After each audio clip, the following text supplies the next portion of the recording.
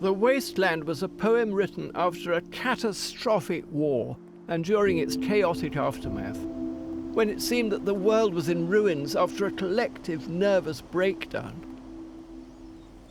In October 1921, Eliot himself was close to collapse.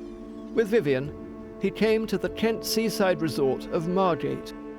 He was 33 and still working at the bank, which gave him 3 months off to try and recover.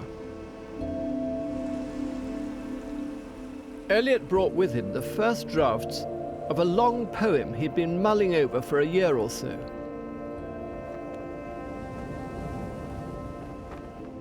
One day, he came to this seaside shelter, close to a memorial to drowned sailors, and wrote lines of poetry inspired by the place and by his black mood. On Margate sands, I can connect nothing with nothing, the broken fingernails of dirty hands. My people, humble people who expect nothing.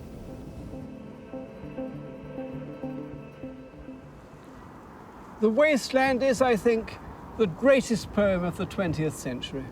I've been reading it all my adult life, over and over again, and I always find something new in it.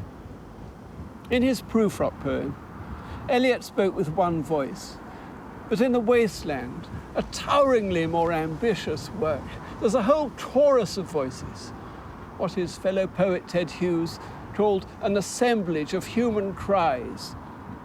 And they're all damaged people.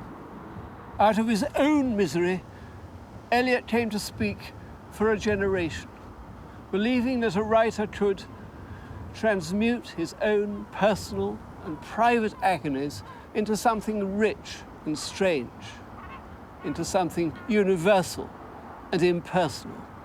And this, surely, is what we see in The Wasteland.